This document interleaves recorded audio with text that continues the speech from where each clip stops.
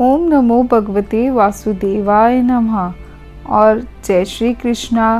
आप सबका स्वागत है आपके अपने YouTube चैनल ज्ञानलोक पे, जहाँ पे आपको धार्मिक जो वीडियोस देखने को मिलती है और जो धार्मिक त्योहारों के बारे में जानकारी मिलती है। तो कृपया करके मेरे चैनल को ज्ञानलोक को सब्सक्राइब किए बिना मत जाना।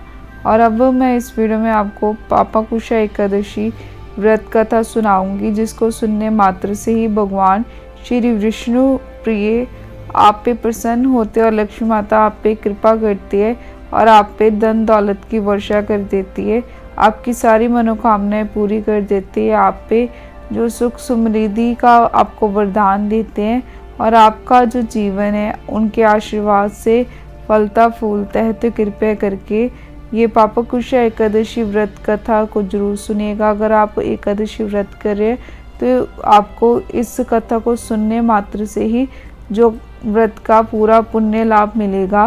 तो कृपया करके इस वीडियो को तो देखना ही होगा आपको, और कथा को सुनने श्रवण मात्र से ही आप पे भगवान विष्णु की कृपा बरसती है। तो कथा कुछ इस प्रकार है। पौराणिक कथा के अनुसार धर्मराज युधिष्ठिर कहने लगे, हे भगवान, आश्विन शुक्ल एकादशी का क्या नाम है? आप कृपा करके इसकी विधि और फल कहिए। श्री कृष्ण कहने लगे, हे युधिष्ठिर, पापों का नाश करने वाली एकादशी का नाम पापाकुशा एकादशी है। हे राजन, इस दिन मनुष्य को विधि पूर्वक विष्णु जी की पूजा करनी चाहिए। श्री कृष्ण बताते हैं कि प्राचीन समय की बात है, विंध्याचल पर्वत पे एक बहुत ही क्रूर बहेलिया रहा करता था। उसका नाम क्रोधन था। उसने जीवन भर निर्दोष पशु पक्षियों और जीवों की हत्या की थी। इसके साथ ही वह हिंसा, लूटपाट, गलत संगति रखता था, लेकिन उसे अपनी मौत से बहुत डर लगता था। बुरे कर्मों में जीवन व्यतीत करने की वजह से जब उसका अंत समय आया तो यमराज के अति भयानक दूत उसे अपने साथ नरक ले जाने के लिए आ गए। जब उसे दूत दिखने शुरू हो गए तो वह समझ गया अब उसका अंत करीब आ गया है। तब वह ऋषि अंगारा के आश्रम पहुंचा। वहां जाके उसने ऋषि से प्रार्थना की कि आप मेरी सहायता कीजिए।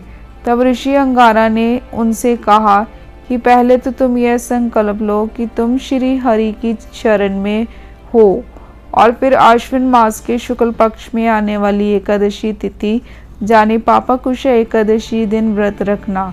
इससे तुम्हारे सारे पाप नष्ट हो जाएंगे, जिससे तुम्हें नरक नहीं भोगना पड़ेगा। और ऋषि के कहने पे क्रोधन ने इसी विधि से व्रत किया।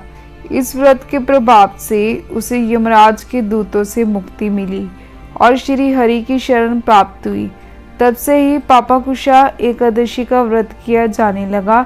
जो लोग भी अपने पापों से मुक्ति पाना चाहते हैं उन्हें इस दिन व्रत करना चाहिए। ये थी पापाकुशा एकादशी की जो व्रत कथा जो मैंने आपको इस वीडियो में सुना दी है। तो अगर आप श्री हरि की कृपा चाहते हैं तो आपको ये एकादशी अवश्य व्रत करना चाहिए।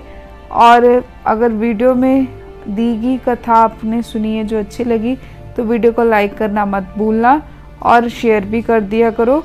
और मेरे चैनल पर पहली बार है तो चैनल को सब्सक्राइब किए बिना मत जाना। और वीडियो देखने के लिए आप सभी का धन्यवाद।